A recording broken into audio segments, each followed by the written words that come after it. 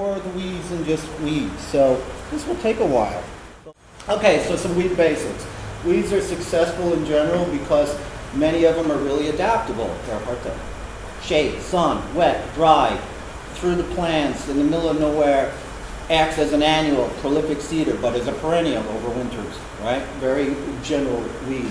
Others are very specific and they exploit these niches in ecology. So these are the indicator weeds, right? That, some weeds that grow where there's low calcium, some where there's iron deficiency, some in compacted soil, some, and on. So weeds are specialists as well.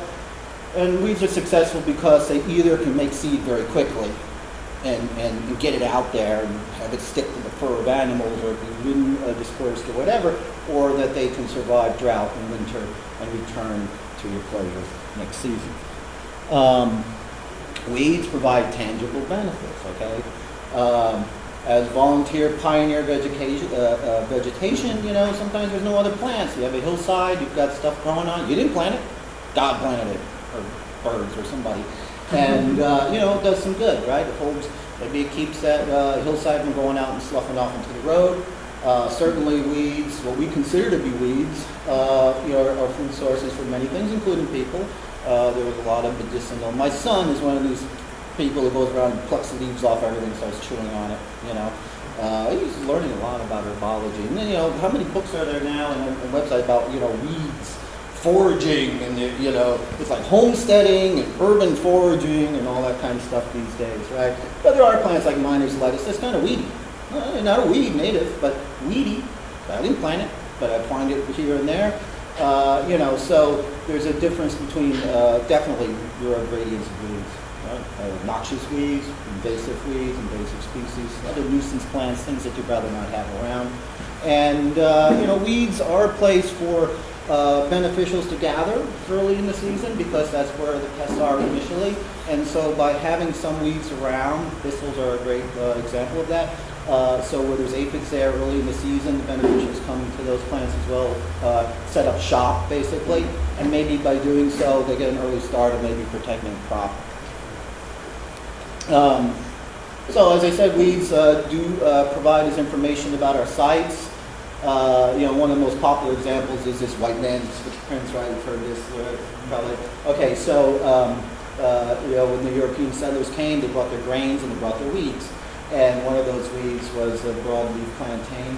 And as they moved around, trying to farm in New England at the time, they would compact the soil, and wherever they went, there was broadleaf plantain that was never here before. So, so the Native Americans referred to it as white man's footprints, and it's almost like, I have pictures often of like how gophers farm weeds, right? Here's the gopher mounds, and here's all the English daisy. It's the same kind of thing with this. So broadleaf plantain tells you that this is a disturbed site, probably compacted. You can see it from a mile away. You don't have to dig. You know that there's something going on there. And weeds play an important role in nutrient cycling because some are really adept at extracting difficult to remove minerals from soil particles. And when they die, they release them back into the soil. And in lawns especially, weeds, when I was that teenager, most of my work was like in lawn care, right? I grew up in suburban New York, and I didn't have an acre of land. It was mostly turf. And I had this one neighbor who was a colonel in the Army. He had the most beautiful manicured lawn, right? And I told him one day, I was like 15 or 16 at that time, my lawn's going to die. Because it was this pedigree, all one species of bluegrass, watered all the time, fertilized to the hilt, and it was getting into this disease season for us. It was bad conditions, and he had this monolithic lawn that was so susceptible, at that time. Where, the rest of us, we had a few weeds, we had a few different things, but, nice green grass, and when he got hit, it took out his whole place. So our meadows in Golden Gate Park, a lot of our sports fields and stuff, that diversity of different plants growing in helps mix it up, just as having one crop, 1,000 acres of corn could be a problem in attracting pests. It's the same thing with weeds. They kind of split things up. So this book, which I have a copy, which was published back in I think the 40s or 50s, is sort of like the the grandfather of all these kind of weed books about what they're telling us about and what you can do, you know, to eat them and stuff. And a lot of books are followed. And there's lots of information about that. Weeds are good for you. Sure they are. Not in my backyard. Okay, so weeds basically, you know, come around by disturbance more than anything. And so, you know, what we deal with as land managers, whether we work for municipality or the private sector, is, you know, you're trying to get to the zen space of stability in the land that you have, and it's always being disturbed, and it's always ripping open the surface and exposing weed seeds and underground parts to light, and it's all over again. So we have this weed seed bank phenomenon. In addition to that, you know, we bring in soils that have some weeds in them, plants themselves, the tools, mowers, all of these things, and of course this nature, wind, water, birds, etc. So that's not going to stop, okay? But you can still get to a place where the land that you're cultivating is just doing just so well. And when you get that sometimes, you get that spot, you just know it. Maybe you have a lot of areas to take care of, and you only have a few like that, but you know the difference.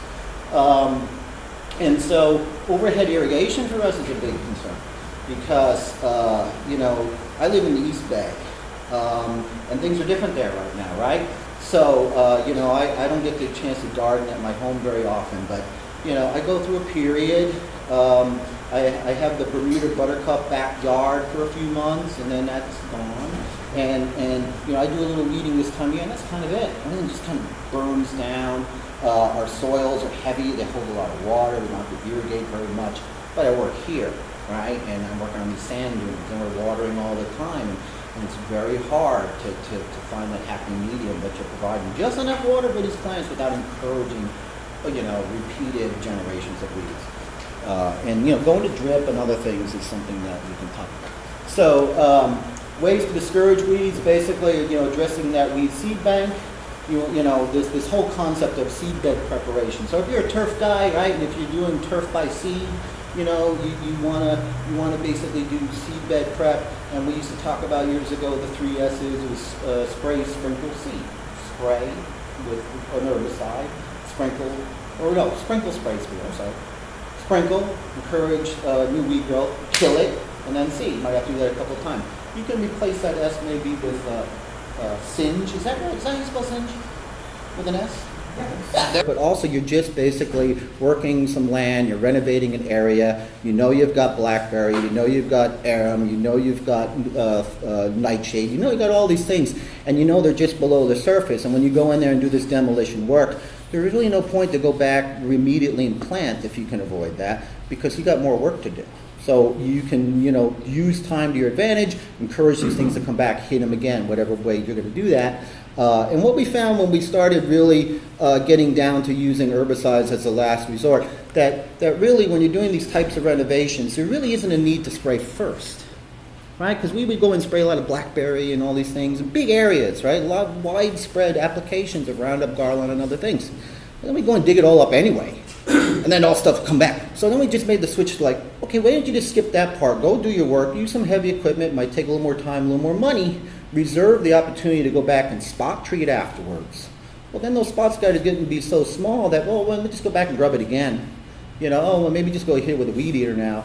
And by the time you go and plant and mulch, you really do flush a lot of those things out. And that's really important. That's one of the things that we want to teach new people who are working in our workforce too. That, you know, you have to see that. We forget that sometimes. If you've been in this business for as long as I have, I mean, this is what you do, you know, over and over and over again. But people are coming in there and say, oh, well, you know, I got rid of it. It came right back. New things came back. Worse things came back. And that's to be anticipated. So we know that so we can get ahead of that.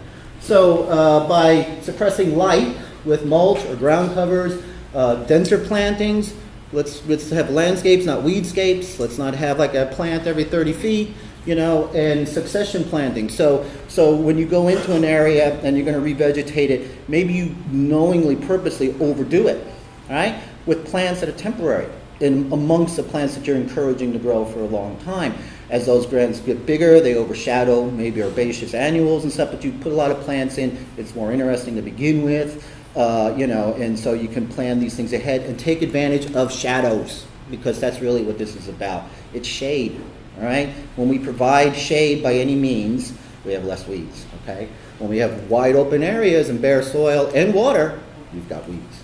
And limiting water and nutrient inputs to just enough, right? So not overwatering, not overfeeding, encouraging the use of organic fertilizers and soil amendments versus synthetic chemical fertilizers. All these things help, and that's what we're looking for, right? So IPM is gathering up and putting things together. Anything you can get, especially if it's free, right? And by putting all those pieces of the puzzle together, you have success. If you rely on one technique, that's not IPM, right? And it doesn't really help you. And you want things, you want to use nature to your advantage. So ways that you go and attack those weeds that you don't think are your friends, there's obviously a variety of physical mechanical methods. You smother, you cut, you cultivate, you extract, you use heat, you have these less toxic herbicides that really almost all are burn downs. And then in some cases, not so much in parkland so much, but solarization is important in some areas of our business. Biological controls in others, but for us, we're basically working with these two, and if we need to, we go further down the chain in our chemical selection. Okay, so benefits of mulch. We always are talking about mulch. How many of you are Bay Friendly certified? Mulch, mulch, mulch, compost, compost, compost, right? I got Bay Friendly certified like 10 years ago. I loved it. And I think about this stuff all the time. And as soon as I know a colleague has been certified, now I can talk a different language to them. We're like, really? Do you really need to spray that? Let's do the Bay Friendly thing here, right? Because I believe in it. And this stuff really works. And so can I interject something? Yes. I always forget to say you can get Bay Friendly continuing education credits for these meetings. Yes. So There you go. just maybe get one of the proof of attendance things, slips. Mm-hmm. That's all you need to do. And also pay $100. Yeah. Okay, so we all know that mulches help reduce weeds because they basically, block out the sunlight and they cool down the soil surface. They also conserve water in the same way, which is really important. So when we're definitely never going to be out of drought, we always need to conserve water. And weeds, mulches just look good, depending on what your aesthetic is. This is just one example of the recycled wood stuff that isn't all necessarily like pallets, isn't all necessarily arsenic, and there are some producers of this stuff that these are green certified products. And the dyes, no one likes the red, no one really likes the black, but sometimes you gotta go with that brown. If you do this commercially, your choices get limited. We're spoiled if we work for the city. I'll go to that a little bit later. But if you work on your own, this stuff costs some serious money. We're just really, really spoiled. So the benefits of mulches, in addition to those things, mulch supports soil biology because it's breaking down, it's organic. They certainly primary composters in the soil. You often will go and remove some mulch, and you will see springtails, right? Earthworms, other things, sow bugs, et cetera, centipedes. And if you didn't have that, you don't see that stuff. They're not really there. It can't be logs everywhere, and there's not leaves everywhere either. So mulch for us in the urban environment really plays a big role there. Mulches reduce soil compaction, mostly by that cushion between, not only for vehicles and footprints, but even for rain. Okay, and mulching certainly supports municipal efforts for recycling. All right, because every city, every town, every company generates this kind of waste. We are losing this stuff to cogeneration power plants. Okay, they're stealing it from us. It's going to be a problem at some point because wood chips are a way to make fuel. And it's becoming competitive now. It's a commodity. It used to be a waste product. It used to be dumped in landfills, and over the last 50 years ago, people just started spreading it on the ground. They didn't do it before. You can trace this thing back to when they started mulching with wood chips, and it's about 50 years ago. So some of the drawbacks of mulches, though. Now, when we're doing tree work, we're often removing dead trees, right? Sick. Right? That's one of the reasons why we're there. That's like the primary reason why I'm able to get our urban forestry people in here, right? We have hazardous conditions and dead trees, and so, what do you do with that stuff? Ideally, you leave it on site. On site is like right where you cut the tree. You can't always do that. But what we do know that the risk of transfer of disease from wood chips is not great. Okay, it's not, it's still always preferred to keep it as confined as possible. One of the things that we have to do as a city, though, and definitely the use of wood chips and other organic high carbon mulches are going to deplete nitrogen from the soil. That's a temporary condition. It all will go back mostly and be conserved over time, but it's something that needs to be addressed at the time, especially if you're going to be planting. And you can still do that with organic fertilizer, you can do that with compost, you can do that with manure products, but there will be definitely a drop. That's one of the reasons why it helps with the weed control, right? At that surface, it's drawing the nitrogen to break down that heavy carbon material.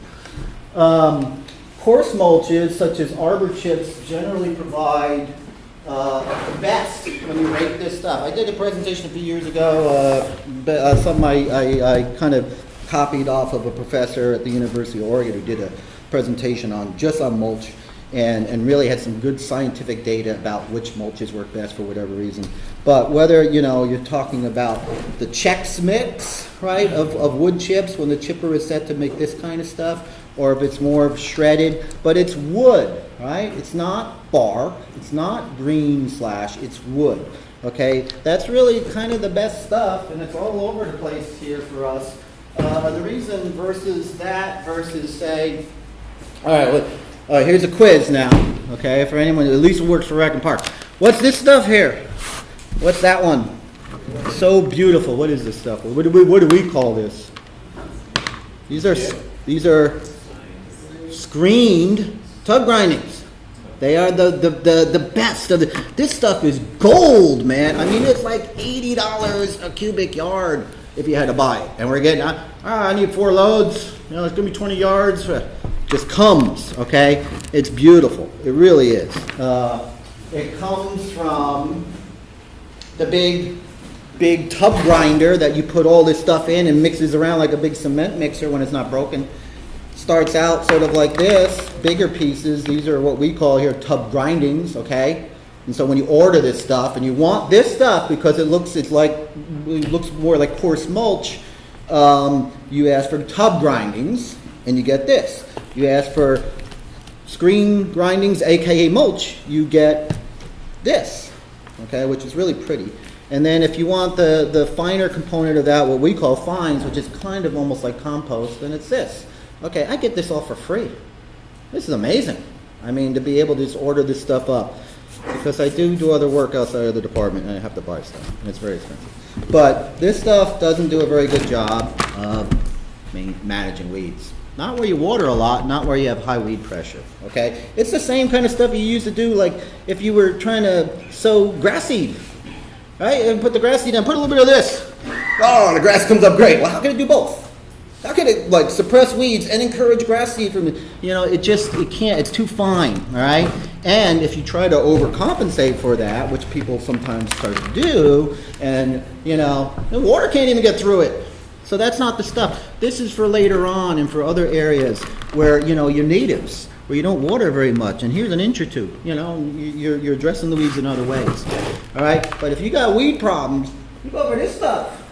This is what, whether you sheet mulch or not, I mean, generally speaking, this in combination of cultivating, weed eating, flaming, all this stuff, this is going to do a lot of good. And it's going to break down and improve the soil over time.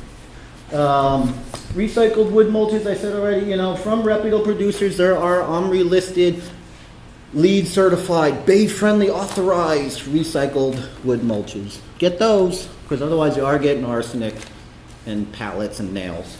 So I just said that there. All of these are long-lasting. They're well suited for sheet mulching. They hold cardboard and other things down. They're good for slope stabilization. And when you use the wood chips and the recycled stuff, you don't have to have the park look in front of your house. You can put that down for a while and you can go back the same day, a week later, a month later, and you can put a little bit of this. Or if you got to go buy that fancy bark, a little bit of that, or the dyed stuff, you change the look, but use the meat of this stuff to do the work. I'm making a mess in here. Okay, other mulch choices: straw, grass clippings, leaves, aged green waste, compost, buckwheat hulls, coffee grind, everything, anything organic. they all have their place, but none of them can do this for weeds. Not really. Straw to some extent, grass, no. This is really for us, that's kind of the stuff. Weed fabrics, sometimes you kind of need it. If you want to do these turf conversions that are all the rage, get rid of your lawn, sheet mulch, it works. There's very simple ways to, convert lawns to landscapes without picking up a spade practically, right, with this technique. But if you have Bermuda grass, kikuyu grass, not so much. It's hard. You might need to use a weed fabric. You might only have to leave it on site for some time, maybe. Maybe you can remove it over time. But gravel mulches. Who works for DPW? You guys back there? Okay. Sunset Boulevard. All right. That worked out great, huh? Yeah. Yeah, all the succulents and the weed fabric and that pretty stone that costs $120 a yard. No weeds, right? Lots of weeds. And what do you do with that? Right? What do you do? Like, it's very hard, isn't it? Very hard. Especially if you have sprinklers. But now the new ones, what do they got? This flexible PVC pipe with emitters. Looks a little better. That's what I'm seeing out there when the traffic's slow. But doesn't work very well, does it? It's a good idea, but landscape architects. yes, and that was a lot of money. You don't want to go there. It ain't worth it. It's not worth it. Okay, so word about bark. So we're talking about all this recycled stuff, right? Wood chips, recycled pallets, these tub grindings, compost. All right, but most mulches that people are familiar with are nuggets, shredded bark, cedar, redwood, etc. That's fine. They're expensive, okay? They do last a long time, but there's some other problems. One of the reasons why cities like ours aren't hot on them is like, where does it come from? Obviously, they're byproducts of the timber industry, and they're going to be used for something. Why not mulch? Sure, but where'd that wood come from? We want to know. We're like Chris here, Department of Environment, everyone. And we're all in there. Well, I'm the Department of the Environment, right? So, this is still a practice, okay? So in Canada, right, they log and then they go downstream just like, mostly the other pictures, if you Google this, are all black and white from 150 years ago, right? But it's still done. And when that is done, they do soak up a lot of salts and stuff, and then you get that mulch, you put it right in your garden. Yeah, so that's one way. I'm trying to attack bark, obviously. And it's expensive. All right, and if you're doing bay-friendly projects, you're doing lead or something like that, they discourage the use of bark mulches. Okay, so here we saw the logs. Now we have these logs of corrugated cardboard. What's that? $50, $53 for 1,000 square feet. That roll from Urban Farmer, right? Okay, it has its place for sure. So sheet mulching. That's what we're all talking about. Sheet mulching. Sure. Okay, so sheet mulching is basically, it's not necessarily just cardboard, okay, but it has to be something like that. It has to be a sheet involved. Something. It could be a bed sheet. I invented sheet mulching like 40 years ago because I had some old bed sheets my mother told me to get rid of, and I put them out because I had a bunch of weeds. I put it out there. I just didn't put mulch over it. That's as far as I went. But anyway, cardboard is probably most popular for this. But basically, all paper fiber products certainly use bed sheets, burlap, denim that's being thrown away, et cetera. Basically, you're looking for something that doesn't have dyes. You want to know what that stuff is. Do I sheet mulch with carpet? Sure I do. Some places, or I'm not growing artichokes or something. But I do like bamboo rugs. Those bamboo slat rugs? If you got an area you're not going to be planting for a year or two, that's a good one, man. You don't have to weed anything. You just put the bamboo rug down, and then your mulch on top of that. And if there's a little bit of water, it will all break down. I've broken every organic, biodegradable thing. I was asked to sheet mulch with 50,000 books. It was a book written by O.J. Simpson. And the book was called "If I Did It." And I won't name any names, but somebody was very offended by that book, wanted to buy them all and sheet mulch them in the botanical garden. And I was asked, can it be done? And I could sheet mulch with those books, but didn't have to. I think they burned them instead, probably in some ceremony. So basically, when you really go far, when you get into the permaculture end of this stuff, right? You're not just putting cardboard and this stuff down. Like you're getting intricate with this now. You get into this lasagna mulching, right? It's like, I got to lay. Oh, I got to do this, and then put a layer of manure, and then I got the hay, the straw, and you can do stuff. Now, for me, it's really more about getting rid of stuff that I can't otherwise get rid of. Formium leaves, nobody wants that shit. Can't go in a tub grinder, right? Put it in the green waste bin. That's a lot of money, and it's going to take all my debris space in the box. That's a great one. Those leaves under making paths, palm fronds, bamboo itself, things like that. Fibrous, right? They're going to be under the cardboard, and then they're going to be under mulch, maybe with some soil and stuff. So where I say added value is because I'm trying to get rid of that stuff. And I want something that, makes nice paths anyway, if nothing else. The thing about the cardboard, it's so convenient. You got volunteers or something. You're like rolling out the red carpet. You roll that out. There's 1,000 square feet right there, And yes, this is legit if you follow all the steps. Okay? It is more than just rolling out this cardboard and throwing down a little bit of mulch and saying, I just converted my turf. No, it's a lot more than that. But when you're doing medians, for instance, okay, you can use a sod cutter on the edge of your median or otherwise trench and leave the center. You can take what you sod cut out and flip it over right in the middle, right? You can even use that to weigh down one sheet of cardboard. All this stuff, it's all in-house. It's all going back in, and it actually works. And the thing is, I've been in this a long time, and I went to Cornell University, man. We don't mess around, okay? It's all academics. Black layer. No, anaerobic. Can't do it. Can't just put down a bed sheet, kid, and put soil on it. But you do this stuff, right? You do it. And you go out and you dig, and it's like, I can't find it. Here's my soil profile. Where was the grass? Where the cardboard? It's all good. Maybe it's in California. Maybe it's a California thing. I don't really know. But basically, if you cover this very thin cardboard with, a couple of inches of take your pick, you got 4 inches of mulch now. That's like 2 inches. That's my number, okay? I put that down, I put some mulch over it, I add another 2 inches. Now, when I'm getting this for free and they're coming every Monday, Wednesday, Friday to deliver it, maybe it's not that big a deal. But when you start paying for this stuff, it sure is. This starts to become cheaper. It means you have to do less groundwork. You don't have to take out every weed. You just knock them down with a weed eater, throw that stuff over. Maybe you flame it first. All of these things, you start putting it together and get the money out of your cardboard. Not a clear picture, but this is what I'm saying. This guy's got grass, manure, it's got his cardboard out of the dumpster, compost, straw, I don't know what the hell's going on there, but, it all seems to come out in the wash. There are do's and don'ts for doing this stuff, okay? And when you're sheet mulching, I didn't have time to reference where these photos came from, and I should, especially if you're going to use it for anything. Okay, this was supposed to be a picture. They're not done yet, okay? They're not done. This isn't the finished product. This is kind of sloppy work. I'm a supervisor now, right? Now I got to go around and say, hey, that's kind of sloppy work.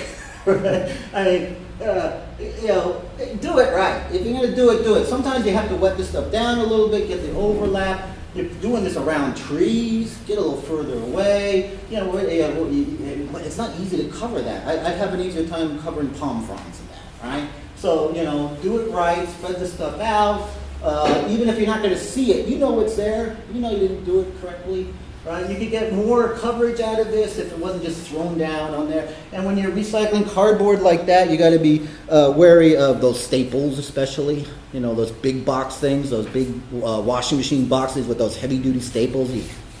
I got one of those one time, all that kind of stuff. We got to think about dyes, that tape that's on. That's kind of fun though, right? When you use this stuff and you got that packing tape and you go back like 6 months later and all that's there is tape. And you just like spread out the mulch and, oh, look at it, it's just tape. Everything else is gone. And what a thrill to lift the cardboard and see like all the springtails and the sow bugs and the centipedes and all that. You're living in that corrugated cardboard. Ooh, it's groovy, man. So another thing, of course, right? We always have to be careful with mulching, whether it's with cardboard or with whatever. That we don't do the volcano mulching. This is California. That's East Coast. I don't know what that's all about, but anyway, there's no good reason to be doing something like that. And it's really important that we stay away. Stay away from the root flares. Stay away from trunks of trees. Stay away from those native plants. I don't know what's going on. But this college was so proud. I mean, this is like going in, this is being recorded, right? There's places in Oregon that are like the hotbed of permaculture. This is what it looks like, people. Okay, that and like a bathtub with some plants growing out of it in your front yard. Nice. Right? Okay, I appreciate it, but no, come on. No, that's crazy. See, if that's what we're putting out there, that's bad. Okay, that's not what we want. You know, you don't just throw garbage out there and then cover it up with compost. Okay, well, just go kill those trees now, please. Just don't let nature take its course. Okay, so I will mention this thing about climate change. Okay, and I mentioned already about the bees. We have to be even more careful now. I know where I work here. Okay, not all my gardens are the same. I have temperate Asia, it takes a lot of water. I've got native plants, Australia, South Africa, very delicate stuff, gritty soil, don't like mulches per se. Okay, it's getting warmer and things are changing. And a lot of my plants are frying up, they're getting sick overnight and dying, right? And there are places I really wish we didn't water with Rainbird 65 sprinklers or even Hunter I-20s. I wish it was drip. I wish I had more control. It's a little too much water. And then I might have cardboard close by and all this mulch on top. And there are things going on that I'm not aware of. And we can't just keep throwing mulch at things, right? It doesn't work, first of all, and eventually you don't even know where the soil is anymore. It becomes a reclamation project. It's all mixed up. You know, your parent material is gone. But definitely, you know, the simple act of planting a Mediterranean plant or a native plant, a ceanothus, and putting too much of this stuff close to it can kill it. It's as simple as that. If you're planting little plants, 1 gallon plants, you really need to get those plants up high and proud with a little mound maybe. You know you're coming back with mulch, you lock it in close, stay away from that stuff. And when you go out and do big projects and you're putting it, take the time to go back with your bare hands, with a glove, and get it out of the way. I hate seeing people with a rake and they're getting right up on that plant they just planted. You know what I mean? It's like, you know, they planted a 5 gallon thing. Now they're with a rake, stabbing it to get the mulch away. You got hands, just get out there. You know, that's what we're talking. That's what can make all the difference in the world, right? And especially now because stakes are changing. So we're in good shape. So this is now the time to turn this back to you and kind of think about what I'm trying to introduce to you about this topic, and let's have a discussion about what people are doing. You